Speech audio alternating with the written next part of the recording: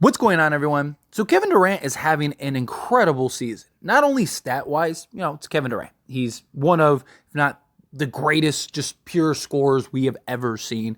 But he's also doing it on the health side of things. So far, he's only missed 7 games this season. He's played in 58 of the 65 games. He's also averaging 37.3 minutes per game, which is the most minutes he's averaged since the 2021-2022 season, in which he averaged 37.2 minutes with the Brooklyn Nets. And so far, with the 58 games, that is the most games he has played since the Golden State days in the 2018-2019 season, right before he missed the entire season because of the Achilles injury. So Kevin Durant has really kind of put this season on his back. And look, the Phoenix Suns have needed every bit of it. Now, stat-wise, he looks fantastic. 28.5 points. He's averaging 1 steal, 1.3 blocks, 5.5 assists, and 6.7 rebounds, shooting 85.4% from the foul line. He has an EFG of 58.7, 56.8% from two-point range on 14.2 attempts, and 42.5% from three-point range on 5.3 attempts. Again, he has been fantastic, but the Phoenix Suns still have their struggles this year. Phoenix is the 6th seed currently, and they are only a game and a half out of the 5th seed. They are 4 games back of the 4 seed, but they're also only a game or 2.5 games back of the Lakers from falling into the 9th seed. So the Phoenix Suns still have a lot of work ahead. They have the toughest schedule in the league.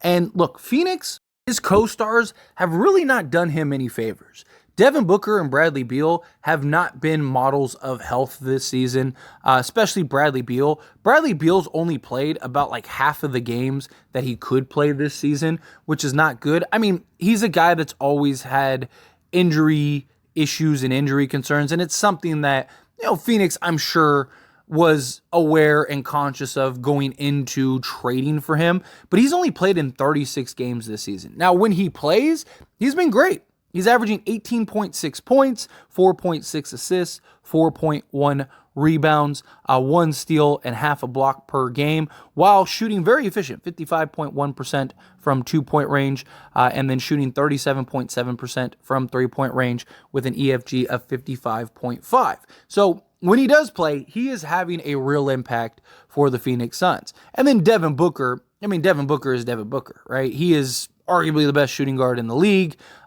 He's a guy that he's had his injury concerns and his injury woes the last few years, but this season in particular, he's played 51 games, which isn't terrible, right? Like, compared, like, you look at last year, he only played 53 games total last year, so he's already only 2 games shy of beating that record.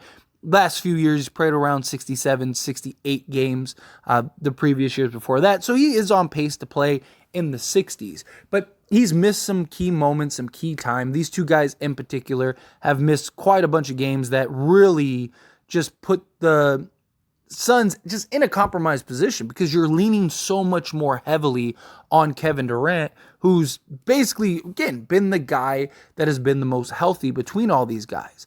And they don't have the team to kind of weather when these 2 guys go out. That's why they have their struggles, right? Kevin Durant has to put on these heroics. And then even some of the games in which all 3 play, they still have their struggles. Yes, they're coming off a win against the Cleveland Cavaliers, but they were down 19. It was looking rough, and Kevin Durant had to kind of put the Superman cape on a little bit, goes off for 35. They were able to come back and get the win. But Kevin Durant, being 35 years old, coming off of an Achilles injury, yes, he's a couple years removed, but still, like, it's not like he's a guy that has been a model of health the last few years, and you're putting so much pressure on him, putting so much mileage and minutes on him night in and night out. You need Kevin Durant for the playoffs, right? Bradley Beal and Devin Booker, even if these 2 are healthy, I don't see them doing anything without Kevin Durant. Kevin Durant's the guy that's kind of been there, done that. He's their most clutch guy. He's their biggest mismatch, in my opinion. Plus, he just does so much more for that team. he might be their best playmaker. He might be their best kind of visionary out there. The versatility on the defensive side of things. He just provides so much for this basketball team that Bradley Beal and Devin Booker can't offset by themselves. Now, when all three of these guys play, they're incredible. And look, no one wants to see these guys in the playoffs. I'm not super sold on the Phoenix Suns. I haven't been all season. I mean, even in the offseason, I was like, I don't really buy this team. I really don't think that this is a team that's going to do anything. But that doesn't mean that they don't have Devin Booker, Bradley Beal, and Kevin Durant. No one would be shocked if the Phoenix Suns ended up winning the NBA championship, right? No one would be shocked if you looked up and Phoenix was in the conference finals. Even if they were to fall into the play-in or anything like that, they still have a ton of firepower that teams are going to have to deal with. And they still have guys like Kevin Durant who can just go off and win a game by himself. Devin Booker, we saw what he was doing last year in the playoffs. I mean, the guy was shooting historic numbers, shooting 70% from the field, right? Bradley Beal has had some success. These are guys that are going to be a handful for most teams. Most teams can handle one guy. Some teams are equipped to kind of deal and try to slow down two. It's really hard to slow down three, right? You start putting pressure and going after Kevin Durant and Bradley Beal, still have Devin Booker, or Booker and KD, still have Beal, or Beal and KD, right? It's just a lot to deal with. And if one guy has a bad night, you have two others that can easily just take over games down the stretch, be a mismatch. They still have a lot to figure out. At times it can be a little awkward out there, and at times it does seem like a lot of you go, I go, right? I think Phoenix is at their best, but that's most teams when the ball is constantly moving, right? A great example was a couple games ago against the Lakers. They had 20 assists at halftime and were just running away with that game. And it's because it's so hard to deal with them because you're so worried about Kevin Durant and Bradley Booker or Devin Booker and Bradley Beal that when the ball is just free flowing and then you're getting guys like Allen and O'Neal and other guys involved and they're starting to get hot and they're starting to cook, it just opens up so much more. Right? Obviously, you're going to lean heavily into your stars. You're going to lean heavily into these three guys. But if you can get everyone else going, kind of keep defenses on their toes, Nurk and his ability to make plays out of the post and rebound and do multiple other things, I mean, it's just, they're going to be very tough to beat. You're going to have to beat them. It's not going to be an easy walkthrough or cake. I don't see any team sweeping them or anything like that. I think, best case scenario, you probably beat them in 6 games, but more likely, I could see it easily going 7 games. And there's not, I think the NBA is very wide open. As much as I don't have belief in the Phoenix Suns, and it's more so, I just don't think that they have the defense.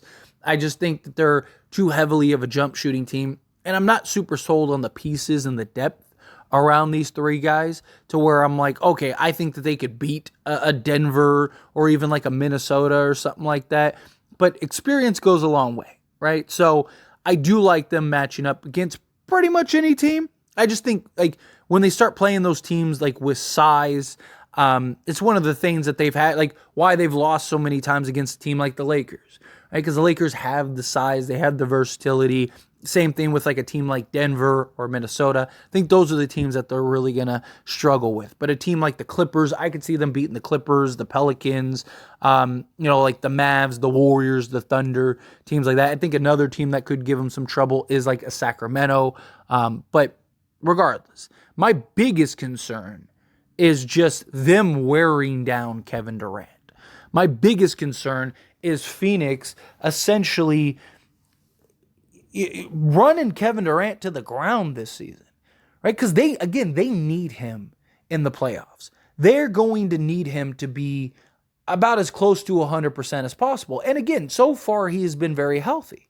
But playing 37 minutes a game and basically on many nights being the only guy really out there and teams kind of just going after him and getting into his chest and being physical and all that stuff. And then Now you're going to need him in the playoffs, in which he's probably going to play 37 to 40 minutes in the playoffs, because now it's like go time, and teams know, like, hey, you got to be physical, you got to be in KD's chest. Like, does that wear and tear over the course of the season start to really affect Kevin Durant?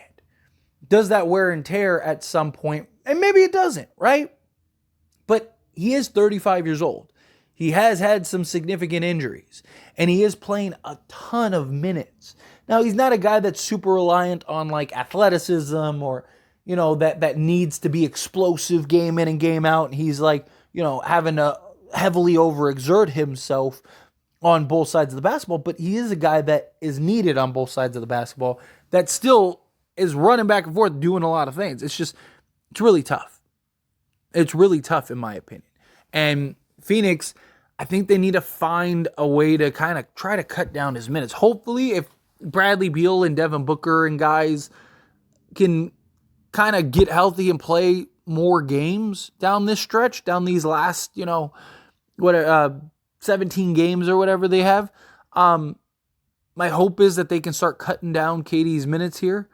Right? If they can start winning a couple games, right, and stop playing catch up so much and stop playing from behind so much, right? Maybe you could cut KD's minutes down, right? Like at least to like 32. Can you at least get him down around like a reasonable number rather than him playing nearly the entire game in and game out for 58 games? It's just a tough spot for Phoenix to be in because they can't really mess around either, right? They don't really have much room for error. They have the toughest schedule the rest of the way, and they are, they're a 3-game losing streak from falling to the 10th seed. Like that's not a great position for them to be in. But anyway, as always, this is a discussion. I pass a question on you. Let me know your thoughts and opinions down in the comments below. Do you have concerns? Do you worry about Kevin Durant this season and just the heavy minutes he's playing and everything that is going on with that? Or do you think like, no, it's not a big deal. Like Kevin Durant will be fine. It'll all work out. He'll be healthy. He's doing a great job. Again, whatever your thoughts are, however you feel, I would love to hear it. So let me know down in the comments below. That being said, if you haven't liked this video, hit that like button. Helps me out a lot. Lets me enjoy these types of videos, and I truly appreciate it. Not subscribe to the channel, hit that subscribe button, turn on the bell notifications. Appreciate y'all. See you in the next one. Thank you.